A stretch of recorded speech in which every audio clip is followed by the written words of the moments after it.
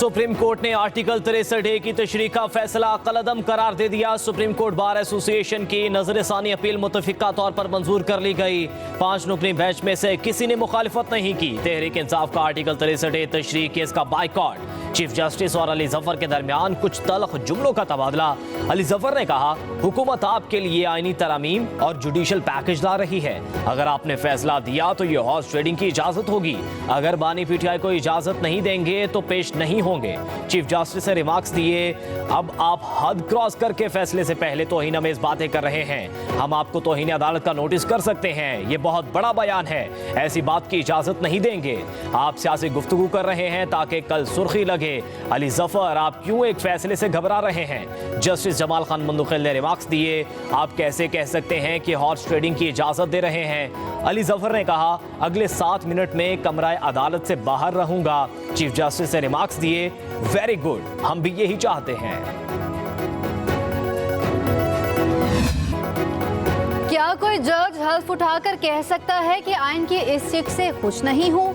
Dictator कहता है, तमाम करप्ट अरकान असेंबली और ऐवान को खत्म कर दूंगा। सब लोग मिलिट्री रिजीम को ज्वाइन कर लेते हैं, फिर जमहूरियत का राग शुरू हो जाता है। तारीख में तो ये है कि आमरीत आए तो सब 10 साल चुप करके बैठ जाते हैं।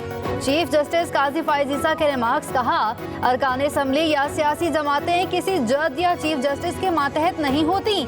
जज कौन होता है ये कहने वाला कि कोई रुकन मुनहरिफ हुआ है। पार्टी सरबराह का इख्तियार है वो किसी को मुनहरिफ होने का डिक्लेरेशन दे या ना दे।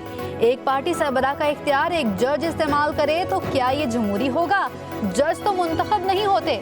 इन्हराफ के बाद कोई रुकन माफी मांगे तो मुमकिन है पार्टी सरबराह माफ कर दे।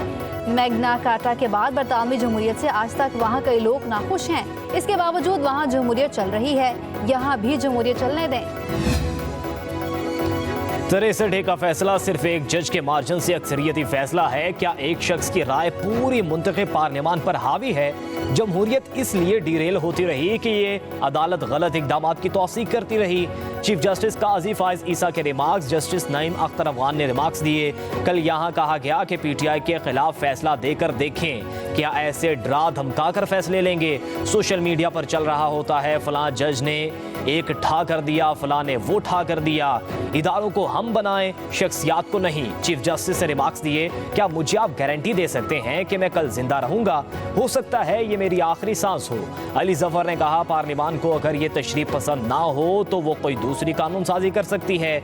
जो कुछ बाहर चल रहा है उस पर मैं आंखें बंद नहीं कर सकता।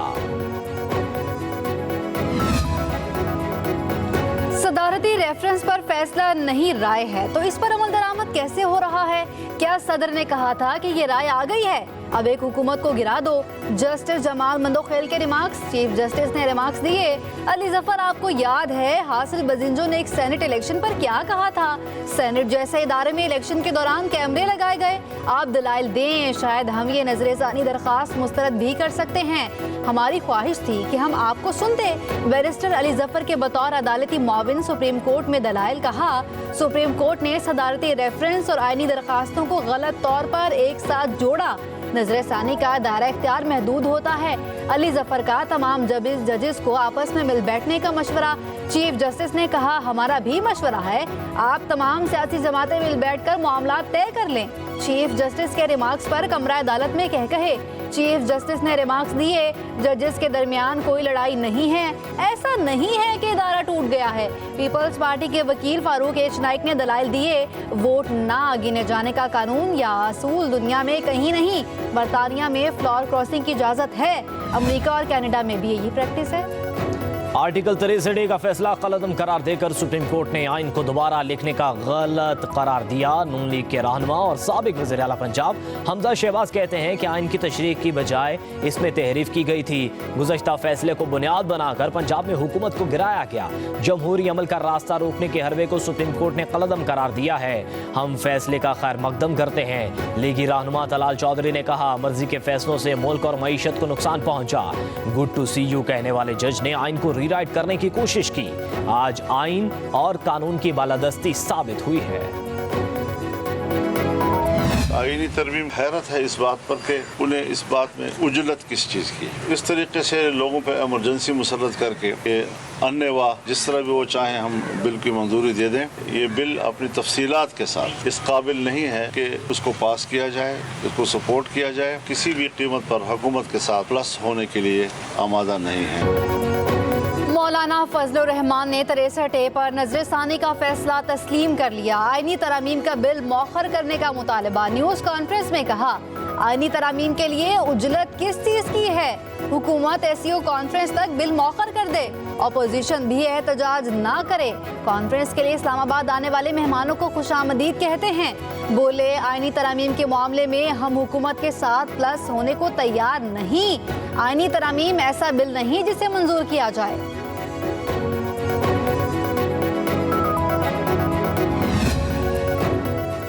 आर्टिकल 63 नजरसानी फैसले पर पीटीआई का रद्द-ए-अमल भी सामने आ गया। पीटीआई के सेक्रेटरी जनरल सलमान अकरम राजा कहते हैं 63A नजरसानी का फैसला कलअदम करार देकर हॉर्स ट्रेडिंग की इजाजत आईनी तरमीम की राह हमवार की गई। आवाम को इस पर आवाज उठानी चाहिए। शेख वकास अकरम बोले, हमारे अरकान कौमी असम्बली अब तक महफूज हाथों में हैं।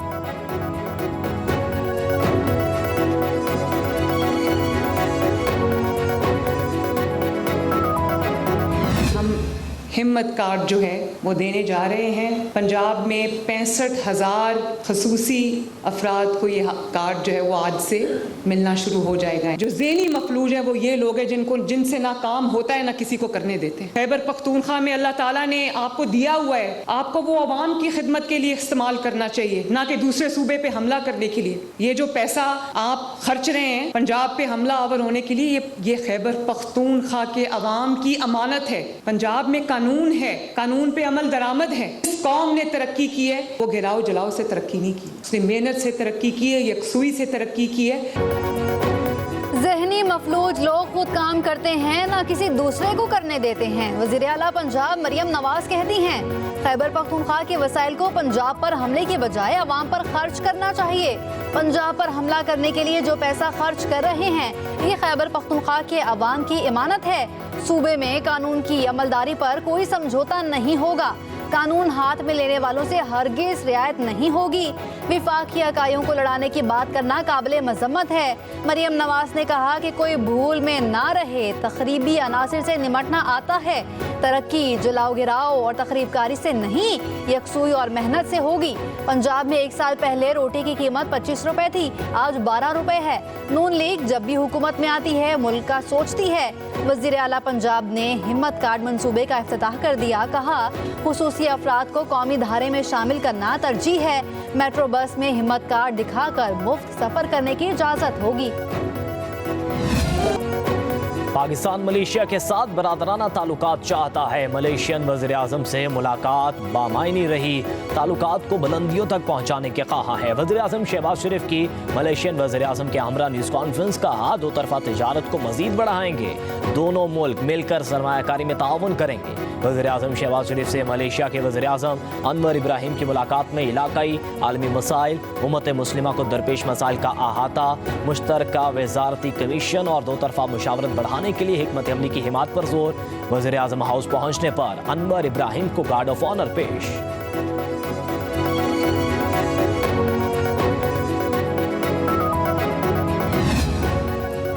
मलेशिया के वज़ीर आज़म अनवर इब्राहिम को निशाने पाकिस्तान के अवार्ड से नवाजा गया। तकरीब में सदर मुमलिकत आसिफ अली जरदारी, वज़ीर आज़म शहबाज शरीफ और army chief general Asim Munir समेत दीगर अस्करी हुकाम भी शरीक।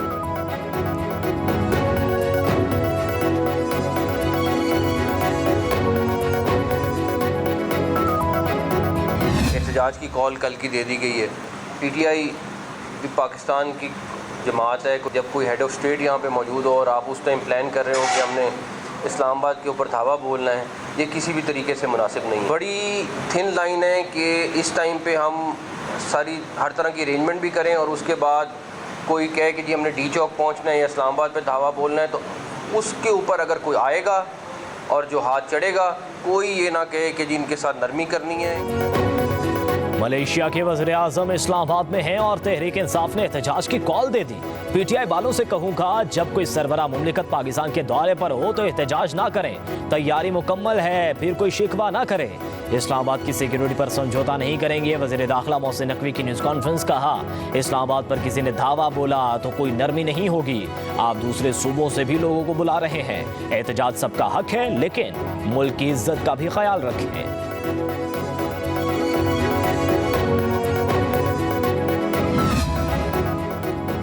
पाकिस्तान तहरीक इंसाफ की एहतजाज की कॉल, हुकूमत का इस्लामाबाद को मुकम्मल तौर पर सील करने का फैसला। ज़राए के मुताबिक रेड जोन की सिक्योरिटी के लिए रेंजर्स तैनात। 5 अक्टूबर से रेड जोन की सिक्योरिटी पाक आर्मी के हवाले कर दी जाएगी। एहतजाज रोकने के लिए 26 नंबर चुंगी टेक्सला के मकाम से कंटेनर लगाकर सील किया जाएगा। Sector I-8, IJP double road, Margalla road भी कंटेनर्स लगाकर बंद की जाएगी। संजानी, फैजाबाद, सेक्टर G11 चौक, गोलरा मोड़ फ्लाईओवर और अंडरपास पर भी कंटेनर पहुंचा दिए गए। विफाकी पुलिस ने एहतजाज की गर्ज से इस्लामाबाद में मौजूद 412 अफराद को गिरफ्तार कर लिया। ज़राए के मुताबिक गिरफ्तार मुजाहिरीन में 60 अफराद का ताल्लुक अफगानिस्तान से है। मुलजिमों से कील लगे डंडे, गुलेले भी बरामद। मुजाहिरीन की गिरफ्तारी के बाद सिक्योरिटी को हाई अलर्ट कर। सुप्रीम कोर्ट के फैसले के बाद हुकूमत का पार्लियामेंट का मुश्तरका इजलास बुलाने का फैसला। स्पीकर कौमी असम्बली और वजीर पार्लिमानी अमूर की पीर को इजलास बुलाने के लिए मुशावरत। बैरून मुल्क गए अरकाने पार्लियामेंट को वापस बुला लिया गया। ज़राए के मुताबिक हुकूमत का कौमी असम्बली और सेनेट के अलग अलग इजलास बुलाने पर भी गौर। पार्लियामेंट से आईनी तरामीम की मंजूरी का इम्कान।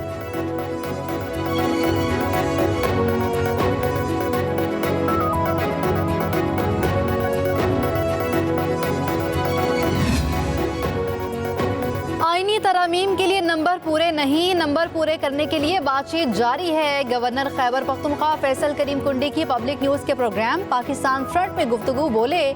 मौलाना फजलुर रहमान ने कहा है कि अपोजिशन को ऑन बोर्ड लेना चाहिए।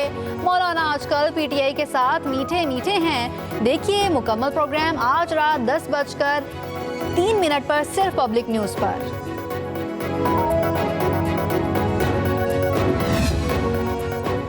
हुकूमत अपनी करप्शन बचाने के लिए आइन में तरमीम चाहती है, हम ऐसा नहीं होने देंगे। हुकूमत लंदन प्लान के तहत चल रही है। नवाज शरीफ के प्लेटलेट्स गिर रहे हैं, जल्द लंदन भाग जाएंगे। अपोजिशन लीडर उमर अयूब की सरगोदा में मीडिया से गुफ्तगू बोले, हम पर बनाए गए तमाम केसेस बोगस हैं। कारकुनों को गैर कानूनी हिरासत में लिया गया। कल के एहतजाज में हमारे लोगों पर तशद्दुद किया गया, फायरिंग की गई।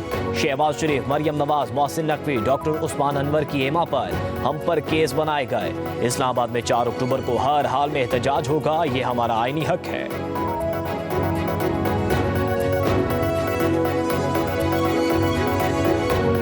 बुज़दिली ये है कि आप गरीबों को मरवाने के लिए ये सारे एहतजाज की कॉल और सारे ड्रामेबाजी आप कर रहे हैं। कानून मना कर रहा है रेड जोन में दाखिल होने से, लेकिन हम डी चौक पर ही आएंगे। आपने अंदर प्लान किया हुआ कि बंदों ने मरना है, मारना है, तो आप इश्तियाल क्यों दिला रहे हैं? क्यों आप कौम से खेल रहे हैं? गुलामी से तो आप आज़ाद हो। अंग्रेज़ों को ख़त आप लेकर हैं, बात करें उसको निकाल दो। कोई बदमाशी की बात करे तो बिस्मिल्लाह। लेकिन जो बदमाशी की बात कर रहा है, जो गुंडागर्दी की बात कर रहा है, उसका ये तो देखिए, उसका स्टेक है कि वो सीएम बना।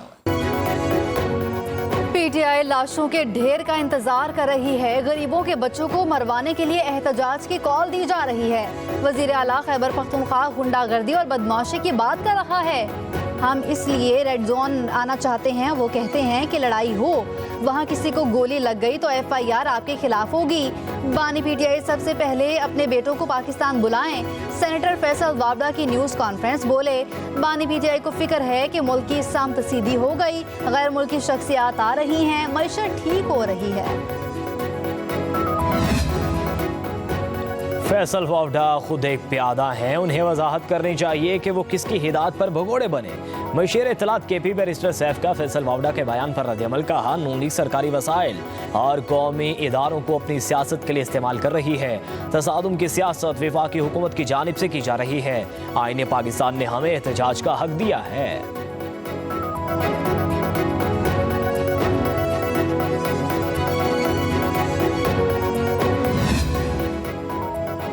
पंजाब पंजाब हुकूमत ने लाहौर में 6 दिन के लिए दफा 144 नाफिज कर दी। हर किस्म के सियासी इज्तिमा, धरने, जलसों, मुजाहिरों पर पाबंदी आयद। दफा 144 का इतलाक आज से 8 अक्टूबर तक होगा। महकमा दाखिला का नोटिफिकेशन जारी। फैसलाबाद में एहतजाज और रैलियां निकालने पर तहरीक इंसाफ के 116 कारकुनों के खिलाफ मुकदमात दर्ज। मुकदमात रेल बाजार, जंग बाजार, गुलबर्ग, मदीना टाउन और मिलर टाउन में दर्ज किए गए। हुकूमत मुखालिफ नारे लगाने, दफा 144 रोड ब्लॉक और नुकसान पहुंचाने का इल्जाम। मियांवाली में 2 अक्टूबर को दफा 144 की खिलाफ वर्जी पर PTI कारकुनों के खिलाफ मुकदमा दर्ज। 22 नामजद और 25 नामालूम अफराद के खिलाफ FIR दर्ज की गई। Chief election commissioner Sikandar Sultan Raja की तैनाती के खिलाफ दायर दरख्वास्त खारिज। चीफ जस्टिस आमिर फारूक ने दरख्वास्त नाकाबिल समात करार देते हुए मुस्तरद कर दी। अदालत ने आज सुबह दलाइल सुनने के बाद दरख्वास्त काबिल समात होने पर फैसला महफूज किया था। दरख्वास्त गुजार अकमल खान बारी ने सरदार लतीफ खोसा के जरिए दरख्वास्त दायर की थी। तर्जुमान इलेक्शन कमीशन ने कहा है कि चीफ इलेक्शन कमिश्नर की तैनाती के खिलाफ मुकदमात बेबुनियाद और बदनीयती पर मबनी है। सिकंदर सुल्तान राजा की तकर्री मुकम्मल तौर पर आईनी और कानूनी तकाज़ों के मुताबिक होनी है।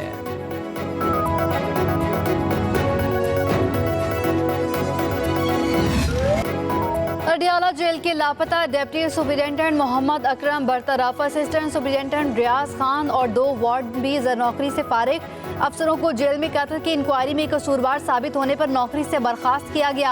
होम सेक्रेटरी पंजाब नूरुल अमीन मैंगल के नोटिफिकेशन के मुताबिक IG जेल खाना जात पंजाब ने कत्ल के वाक़े पर इंक्वायरी का हुक्म दे रखा था। उधर बानी PTI की 6 बुशरा बीबी की एक मुकदमे में अबूरी जमानत में 21 अक्टूबर तक तौसी। इस्लामाबाद की डिस्ट्रिक्ट एंड सेशन कोर्ट में एडिशनल सेशन जज अफजल मजोका ने दरखास्तों पर समाअत की।